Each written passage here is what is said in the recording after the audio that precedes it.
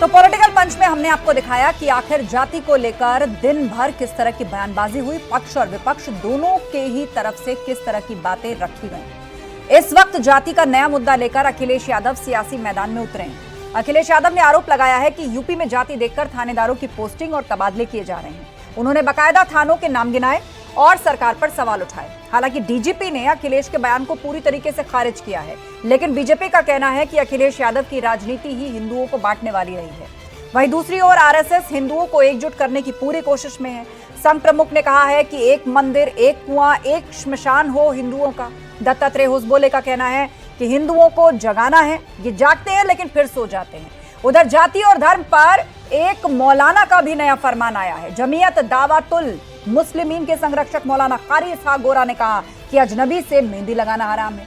इन्हीं जाति धर्म पर हो रही सियासत पर आज की महाबहस करेंगे और उसके लिए हमारे साथ जो गेस्ट पैनल जुड़ेगा उससे आपका तारुफ करा देते हैं। राजेश चौधरी जी बीजेपी प्रवक्ता हमारे बीच में हैं। दीपक रंजन जी प्रवक्ता सपा हमारे साथ जुड़ चुके हैं। साध्वी विश्वरूपा जी हमें ज्वाइन कर चुके हैं, हिंदू धर्मगुरु। मेहताब उस्मानी साहब मुस्लिम स्कॉलर हमारे बीच में जुड़ गए हैं और विजय उपाध्याय जी वरिष्ठ पत्रकार हमारे बीच में हैं। आप सभी मेहमानों का बहुत बहुत स्वागत है और चर्चा की हम शुरुआत करें, लेकिन उससे पहले आज के बड़े सवाल आपको बता देते हैं। सवाल यह कि जाति बताकर हिंदुओं को बांटने की साजिश है, यह आरोप बीजेपी लगा रही है और कह रही है कि अखिलेश यादव बांटने की राजनीति करते हैं।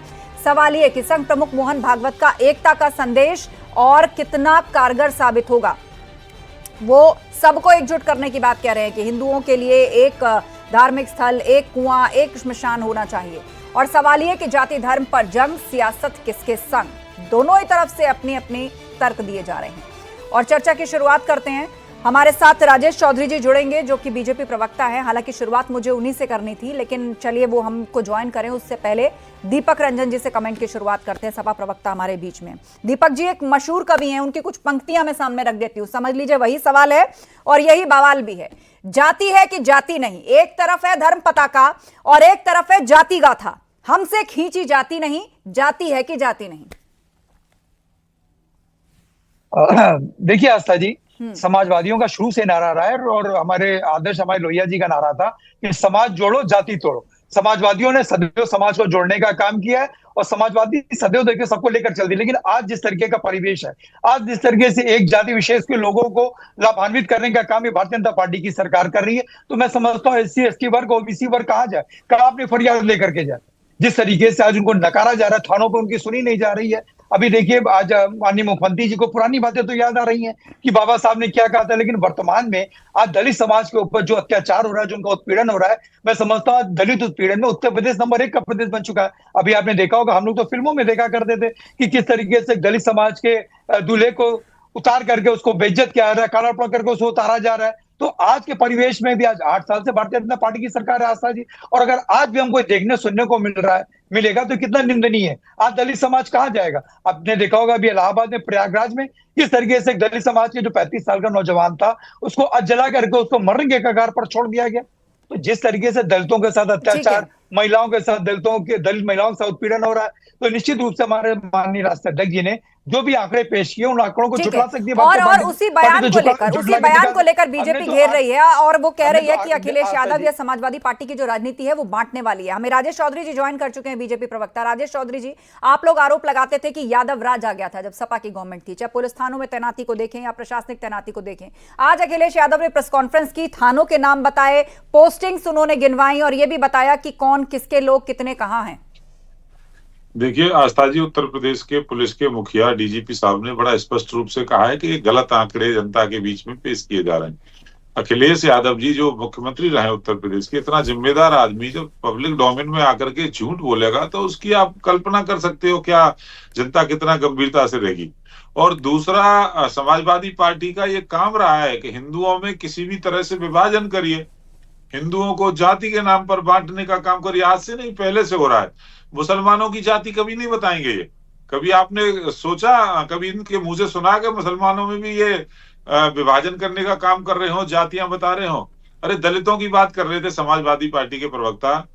पश्चिमी बंगाल के अंदर दलितों पे ज्यादा अत्याचार हुआ है। मुसलमानों ने उन्हीं के घरों को जलाया, उनके प्रतिष्ठानों को जलाया, महिलाओं से भद्रता की है, काट दिया है, टुकड़े टुकड़े कर दिए लोगों को। एक बयान आया समाजवादी पार्टी का? आया कोई? कभी कहा कि वहां पे कोई जांच की जाए या सरकार वहां की फेल हुई है, वहां दंगा बिना कारण से भड़का, वहां मंदिरों को तोड़ा गया, वहां दुकानों को जलाया गया, वहां घरों को जलाया गया, गरीब लोगों को नस्त नाबूद कर दिया गया। समाजवादी पार्टी नहीं बोलेगी वहां भी तो पीड़ित था, वहां भी पिछड़े लोग थे, वहां दलित लोग थे। एक कोई बयान आधिकारिक रूप से आया हो अखिलेश यादव जी का, समाजवादी पार्टी का? कुल मिलाकर जाति धर्म पर ये जंग एक नई तीव्रता के साथ शुरू हुई है। मेहताब उस्मानी जी हमारे बीच में, मुस्लिम स्कॉलर मेहताब उस्मानी जी, आज संघ प्रमुख मोहन भागवत ने एक बयान दिया। उन्होंने कहा कि हिंदुओं के लिए एक मंदिर, एक कुआं, एक श्मशान होना चाहिए, इस जाति व्यवस्था को खत्म करना चाहिए। मैडम, ये मुझे लगता है संघ को बने हुए 100 साल हो गए लगभग। तब से कहाँ थे ये लोग, एक जाति, एक कुआं और एक सारी चीजें होनी चाहिए। दलितों पे इतने अत्याचार हो रहे हैं। अभी मैं आज की वीडियो देख रहा था, राजस्थान में एक बारात ले जाने के लिए 75 पुलिस वाले थे, 75 पुलिस वाले बारात, सिर्फ घोड़ी पे बैठने के लिए 75 पुलिस वाले लगे, तब वो घोड़ी पे बैठ पाया दलित। तब से कहाँ थे भाई? 100 साल से कैसे सो रहे थे 100 साल से आप? अब आपको याद आया कि एक कुआं, एक जाति और एक वो होना चाहिए? अब कैसे याद आया इतने साल बाद? तब से लोग, मतलब तब से आपका वजूद में थे आप, 100 साल से, तब से कोई मतलब नहीं कौन जाति कौन क्या। अब आप क्या चाहते हो कि दलित आपके साथ आ जाए ताकि फिर से उत्पीड़न हो दलितों का? आप बताइए दलितों के लिए 100 साल में क्या करा आरएसएस ने? एक काम गिना दीजिए दलितों के लिए, मुस्लिमों के लिए गिनवा दीजिए। सुन लीजिए मैडम, मुस्लिमों के लिए गिनवा दीजिए, एक काम अब इस बयान को पूरी तरीके से राजनीतिक करार दिया जा रहा है, आप सुन रही हैं इसकी? राजनीति है मैडम, ये राजनीति। साध्वी जी, एक मंदिर, एक कुआं, एक श्मशान। नहीं, बहुत सुंदर बात है और होनी भी चाहिए और हो भी रही है। इसका सबसे बड़ा उदाहरण महाकुंभ में देखने को मिला। जो लोग ये बयानबाजी विरोध कर रहे हैं, तो उनको बहुत बड़ा एक जवाब महाकुंभ में मिला। वहां एकता के, हिंदुओं ने अपनी एकता का, जात पात से ऊपर उठकर हमारे संतों के साथ उस महापर्व का आनंद लिया। तो बहुत बड़ा सवाल था। और सिर्फ ये राजनीति, वोट बैंक की रोटियां सेकी जा रही। जो धार्मिक ध्रुवीकरण है या जो जात पात का जो मुद्दा है, सिर्फ राजनीतिक और विरोधी पक्ष के लोगों ने उठाया है। कितने भी आप देख लीजिए, मैं किसी सरकार के पक्ष में नहीं बोलूंगी, परंतु जो अब सनातन धर्म के लिए जो सरकार कार्य करे, वो पूरे हिंदुस्तान के लिए कार्य कर रही है। वो वहां ये नहीं पूछती, कोई भी अपनी जो भी उनकी सुविधा है वो देखने से पहले ये नहीं पूछती है कौन सी जाति का है, कौन सी धर्म का है। मतलब आप कह रहे हैं कि सरकारी योजनाओं का लाभ कोई जाति धर्म देखकर नहीं किया जा रहा। और सबसे बड़ा उदाहरण हाल ही में संपन्न हुआ महाकुंभ है, जहां पर कोई जाति धर्म कुछ नहीं था।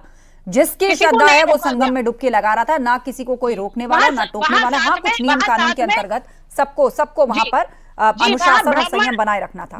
ठीक है, वहां ब्राह्मण भी, वहां दलित भी, सभी एक साथ नहा रहे थे। ठीक है। विजय उपाध्याय जी, ये अचानक से इतनी अग्रेसिव पॉलिटिक्स दलित और पिछड़ों को लेकर क्यों शुरू हो गई? नहीं, इसलिए शुरू हुई कि डेमोक्रेसी इसी तरीके से काम करती है। हमारे यहाँ मल्टी पार्टी सिस्टम है और डेमोक्रेसी डिवाइड करके ही अपनी ताकत पार्टियां इकट्ठा करती हैं। हाँ।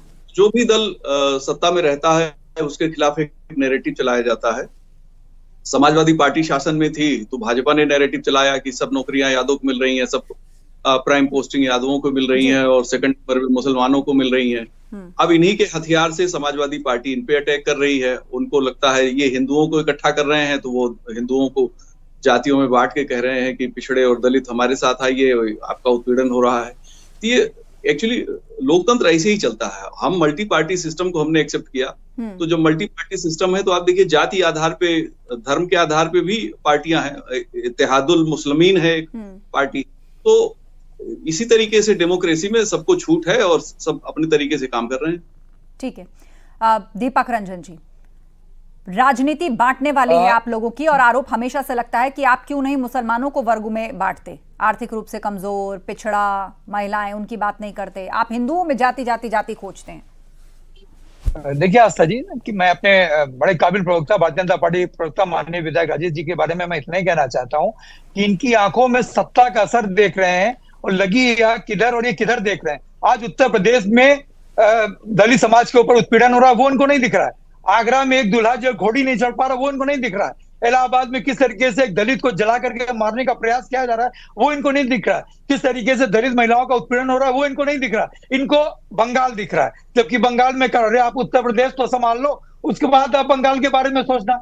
अभी हमारी बहन ने बताया, महाकुंभ के बारे में बताया, ये सही बात है। देखिए महाकुंभ अच्छे से हुआ, संपन्न हुआ, ठीक है, अच्छी बात है। इस टेम्पलेट वगैरह किसी के हाथ में नहीं है, लेकिन जिन लोगों की मौत हुई, जिन लोगों की जाने गई आस्था जी, वो क्या वो हिंदू नहीं थे? उनका आंकड़ा आज तक जो सरकार नहीं प्रस्तुत कर पाई। कितने वहां पे अभी मिसिंग है, कितनी लाशें मिसिंग है, कितने लोग अपने परिवार के लोगों को खोज रहे हैं, क्या वो सनातनी नहीं थे या क्या वो हिंदू नहीं थे? और रहा सवाल देखिए जातियों बांटने का, आस्था जी आपको याद होगा, विजय भाई बहुत अच्छे से जानते होंगे, हम लोग के बड़े भाई हैं, कि किस तरीके से 2022 के चुनाव से पहले भारतीय जनता पार्टी जो जातीय सम्मेलन करा रही थी, कुर्मी सम्मेलन, मौर्य सम्मेलन, राइनी सम्मेलन, ये सम्मेलन तो हर पार्टी कराती है। मुझे याद है बहुजन समाज पार्टी भी करा रही थी, समाजवादी पार्टी भी करा रही थी। नहीं, देखिए जाति में बांटने का कोई काम पंचायत के नाम से कर रहा था, कोई गांव जाकर कर रहा था, कोई जातियों के नाम से कर रहा था। तो ये तो नॉर्मल प्रैक्टिसेस हैं और ये हिंदू धर्म के विभिन्न जातियों में सम्मेलन कौन कराने का काम कर रहा था? राजेश चौधरी जी, राजेश चौधरी, ये बांटने वाली राजनीति का आरोप अब सीधे सीधे आप पर लग रहा है, और ये भी कि आप सेलेक्टिव हैं, आपको पश्चिम बंगाल दिख रहा है लेकिन प्रदेश की घटनाओं से आप मुंह मोड़े हैं। देखिए प्रदेश में दलितों के आक्रमण की बात कर रहे हैं ना, हमलों की बात कर रहे हैं, तो मायावती जी पे किसने हमला किया था जी? वो तो एक पार्टी की बहुत बड़ी नेता थी। और लखनऊ का गेस्ट हाउस कांड भूल गए क्या लोग?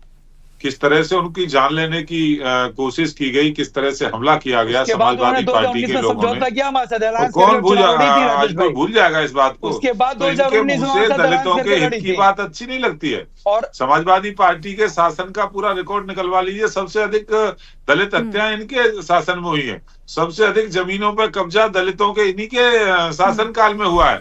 आज तो कानून का राज है, कोई घटना घटती है तो दोषी को अदालत के कटघरे में खड़ा करने का काम ये सरकार करती है। ठीक है दीपक किसी जाति की सरकार नहीं है।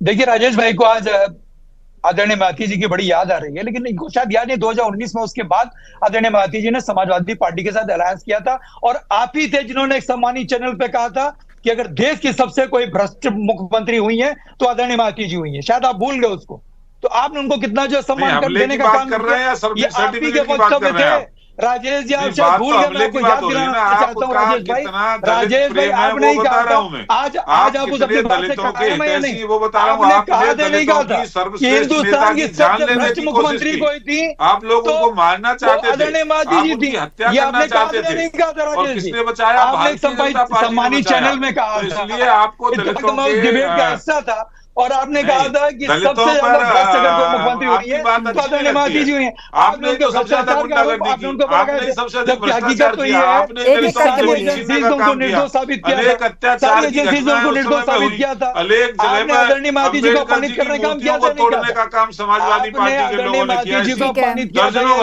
उनको देश का सबसे भ्रष्ट मुख्यमंत्री बताया नहीं, आपने बात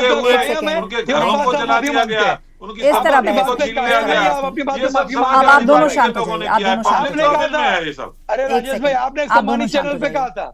नहीं साध्वी विश्वरूपा जी, दत्तात्रेय होसबोले का एक बयान सामने आया जहां पर उन्होंने कहा है कि हिंदुओं को बार बार जगाना पड़ता है, वो जाग तो जाता है लेकिन बहुत जल्दी सो जाता है, उनको जगाना पड़ता है। आप बताइए किसके बारे में यहाँ पर बात हो रही है, कौन हिंदू है जो सोया हुआ है, किसके प्रति उसको जगाना है?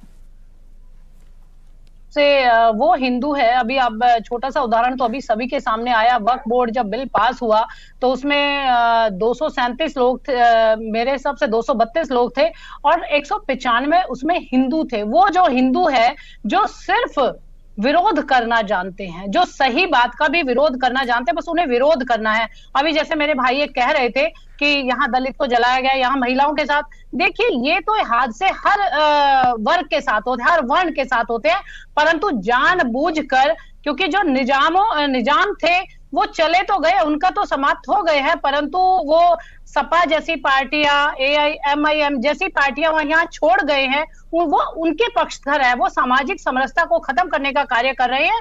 तो वो जो छोटी छोटी बातों को, जो जिनका कोई वजूद ही नहीं है। मैं तो एक बात और कहना चाहूंगी, जात पात की हो गई विदाई, हिंदू हिंदू भाई भाई, तो समय आ गया है और निश्चित रूप से धीरे धीरे मैं तो सभी को एक संत होने के नाते सभी को सद्बुद्धि देने की आशीर्वाद देना चाहूंगी कि सभी को सद्बुद्धि मिले और निश्चित रूप से वो हिंदू सभी जागृत हो जाए।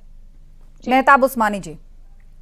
मैडम मेरी तो एक बात समझ नहीं आती कि RSS जो है राजनीतिक संगठन है या सामाजिक संगठन?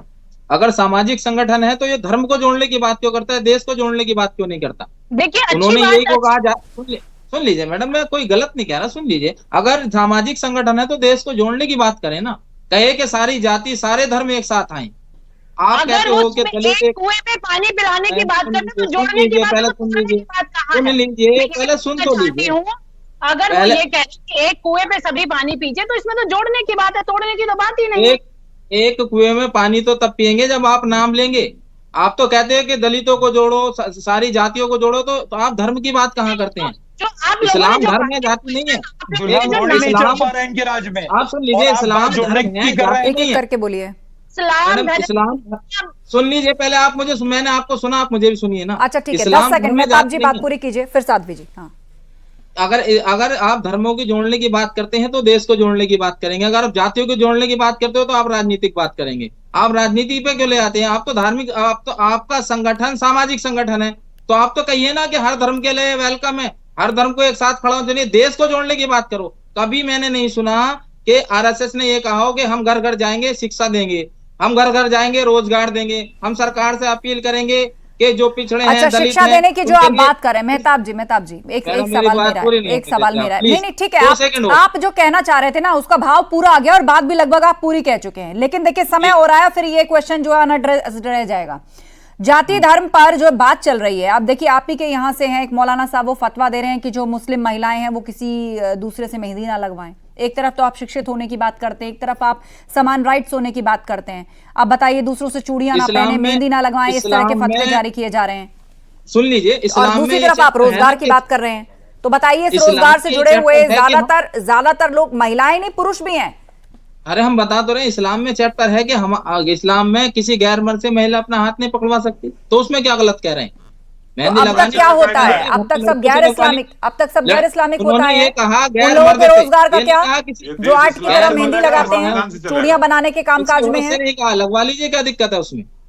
किसी औरत से नहीं कहा, गैर मर्द से कहा। गैर मर्द से हमारे यहाँ इस्लाम में ये चैप्टर है कि आप गैर मर्द से अपना हाथ नहीं पकड़वा सकते, पर्दा है गैर मर्द से, तो वो लड़कियों से लगवा लीजिए, कोई बड़ी बात नहीं। जिहाद कर सकते हैं, आपके इस्लाम में गैर महिला के साथ लव जिहाद कर सकते हैं। मैडम, परंतु आपके धर्म में भी किसी को बहला फुसला कर उसका धर्म परिवर्तन करा सकते हैं। आपके धर्म में भी किसी को बहला फुसला कर उसका धर्म परिवर्तन करा सकते हैं, उसमें वो कोई अपराध नहीं है, वो कोई अपराध नहीं। लेकिन अगर कोई मेहताब जी, दूसरा करे तो अपराध पुरुष है। तो बाल अरे संवारने के कामकाज में हैं, और बड़ी संख्या में ऐसे लोग हैं जो मुस्लिम वर्ग से ही आते हैं, वो बाल संवारने के कामकाज में भी हैं, वो चूड़ी पहनाने बनाने उसके व्यापार में भी हैं, वो बहुत सारी महिलाओं उनके सौंदर्य प्रसाधन, सिलाई कढ़ाई में भी बहुत ज्यादा है, टेलरिंग में, मास्टरी, सब में बहुत ज्यादा है। बात बता रहा हूँ, हाल फिलहाल में बजरंग दल के लोगों ने किसी मुस्लिम महिला को मेहंदी नहीं लगाने दी मार्केट में। दिल्ली जैसे शहर की बात बता रहा हूँ मैं, कि नहीं इनसे नहीं लगवाने, ये जिहाद कर रहे हैं, मेहंदी जिहाद। मैं बता देता हूँ, मेहंदी अच्छा, जिहाद कहाँ हुआ है ऐसा? कहाँ हुआ है? जिहाद चलाओगे? शरबत जिहाद, पानी जिहाद, हवा जिहाद। कहाँ हुआ है ऐसा? फैक्ट्स पर बोलिए हवा ना। जिहाद है, मुस्लिम किसी जिहाद है, मुस्लिम महिला को मेहंदी लगाने से रोक दिया गया कि सिर्फ इसलिए क्योंकि ये मुसलमान थी। देश में आपने जो है ना माहौल एक उसका कर दिया ना, आप एक जाते जिहाद अजीब कर का माहौल। सकते हैं। समझ ही नहीं पा रहे लोग समझ ही नहीं पा रहे। एक बार झांकिए, अपने भीतर लोग बदलाव समझ लेकर नहीं आइए। पा रहे कि आप माहौल बातों करना को क्या चाहते हो। सिखाना अरे, आ रहे हैं, आप समझिए बात को। आपको आप बात मुद्दे करनी है तो समझ रहे देश की हैं। शिक्षा की बात करो, रोजगार की बात करो। नहीं जी, मुस्लिम हिंदू सिर्फ यही बात अभी करेंगे, इसके अलावा दूसरा चैप्टर ही नहीं। बोर्ड लगाया गया था कि ईद पे हिंदुओं से कोई सामान ना खरीदे, कैसी बात कर रहे हैं किसने आप? कहा था? हमने तो ये सबने खरीदा है, हमने तो सबने खरीदा है। हो ये सकता सब ये है। आपके लोग होते हैं जिनसे आप ये बात कहलवाते हैं, ये आप जी। ही उनको ट्रेंड करके भेजते हैं जिनसे ये बात कहलवाते हैं। हमारे लोग नहीं है मेहताब वो। जी, आपको ऐसा लग रहा है जैसे चारों तरफ से केवल आप ही के लिए साजिश हो रही है। भेदभाव आता ही और नहीं मैंने है। आपको कहा, इन सबसे हम जुड़े हुए भेदभाव करते रोजगारों ही नहीं। में बड़े पैमाने पर पुरुष भी हैं और वो मुस्लिम कम्युनिटी से आते हैं, और कई मैडम, स्किल्स तो कितना ऐसी हैं विरोध जिसमें करते हैं कहा आप जाता है कि उनका दबदबा है, जैसे देखिए, टेलर, दिल्ली जैसे शहर मास्टरिंग, की बता रहा हूँ, सिलाई, एक विधायक बाल दिल्ली बनाने का जैसे काम। शहर में घर दुकानों पे घूम रहा है, क्यों? उनसे कह रहा है राजेश कि तेरा चौधरी जी। नाम क्या है, तेरा नाम ये है, तो बोर्ड लगा, तो यहाँ अब शॉप। देखिए, अरे इनका वो कह रहे हैं दोगलापन सरकार ने तो माहौल यहीं खराब जाहिर हो किया। रहा है ना, भूख जिहाद, इनका पेशाब जिहाद तो दोगलापन नहीं यहीं किया जाहिर हो जाएगा। रहा है। ठीक है, शब्दों को अपनी संभालिए महिलाएं तो अपने। पर्दे में राजेश रहेंगी जी। और हमारी महिलाएं मुसलमान पे जाकर के मेहंदी लगवाएं, ये चाहते हैं ये लोग। अरे जो नियम आप अपने लिए बना रहे हैं और वो दूसरों के लिए नहीं है क्या? हमारी महिलाएं जाकर के मेहंदी लगवाएं आपके पुरुषों से, और आप अपनी नहीं लगा सकते हो। अरे भाई, आपको रोकना है तो हलाला को रोकिए। जो भाई की पत्नी के साथ, पुत्र की पत्नी के साथ, भतीजे की पत्नी के साथ कुकर्म होता है ना, हलाला के नाम पर कुकर्म, वो जो इसको सर्टिफाइड करते हैं आप भी लोग मस्जिद में, कुरीति है कि नहीं है? ये उसमें मेहताब आपत्ति नहीं है, कुरीति उसको है कि नहीं है? बरगलाओ मत लोगों को सर, ऐसा कुछ नहीं होता है। बरगलाने की क्या बात है, वो हलाला का जिक्र कर रहे हैं, बता सब जानते हैं किस तरह की कुछ कुरीति नहीं है है ये। मैडम, इस्लाम में ऐसा ही इनकी धारणा है, आप लोग हलाला के इन नाम लोगों पर की करते धारणा नहीं। ये हैं। तो कहते थे 3 तलाक के लिए आप उन्होंने जिस कानून महिला बना की दिया। इज्जत लूटने मुझे का बताओ, काम- अरे 3 तलाक जिस तरीके से हो रहा था ना, उसे कई इस्लामिक मुल्कों ने बैन कर रखा है। जिसकी जगह नहीं थी। किस जमाने की आप लोग बातें करते हैं? जिस तरीके से 3 तलाक दिया जा रहा था ना, कोई चिट्ठियों में लिखकर भेज रहा है, कोई फोन पर 3 तलाक कह दे रहा है, किसी ने 2 आप कहे, तीसरा खाने में नमक पसंद नहीं आया तो तीसरा तलाक कह दिया। इस तरीके से जो तलाक हो रहा था ना मेहताब साहब, आप भी समझते होंगे कई इस्लामिक मुल्कों ने भी इसको बैन कर रखा है, बस आपके देश में सुधारों की बात ना हो जाए। मतलब आप ये बताइए, हलाला की मुखालफत करनी चाहिए आप लोगों को। आप अपने पूरे कर्म करेंगे, आप टीका भी लगाएंगे, आप गले में जो क्राइम करता है उससे कानून डील करेगा, वो गलत है उससे कानून डील करेगा। और आप जहां का उदाहरण दे रहे हैं ना, उसने अपने हाथों से खुद अपने समाज की कई कुरीतियों को खत्म किया है। और हाँ, अब भी कई कुरीतियां हैं जिसे खत्म करना बाकी है, लेकिन एटलीस्ट उस पर बात तो हुई, चर्चा तो हुई, कई कुरीतियों को खत्म तो किया गया। आप लोग तो एकदम ऐसे हो जाते हैं, शायद इसलिए कि शायद आप महिलाओं का दर्द नहीं समझते। हलाला का असर जिस महिला पर पड़ता है वो उस दर्द को समझ सकती है। आप लोग बैठकर केवल इस्लाम के पन्ने पलटने लग जाते हैं। कई इस्लामिक मुल्कों ने बैन कर रखा है 3 तलाक। बहरहाल, आप सभी लोगों का शुक्रिया इस चर्चा में शामिल होने के लिए। वक्त का तकाजा है, यही शो को वाइंड अप करना है, लेकिन फिलहाल जो जाति धर्म की सियासत हो रही है वो चरम पर है। अखिलेश यादव ने बाकायदा थानों के नाम गिनाए हैं, सरकार पर सवाल उठाए हैं। हालांकि यूपी के डीजीपी ने इस बयान को पूरी तरह से खारिज किया है, लेकिन बीजेपी का कहना है कि अखिलेश यादव और सपा की राजनीति हिंदुओं को बांटने वाली रही है। महाबहस में इतना ही। खबरें जारी हैं, बने रहिए हमारे साथ।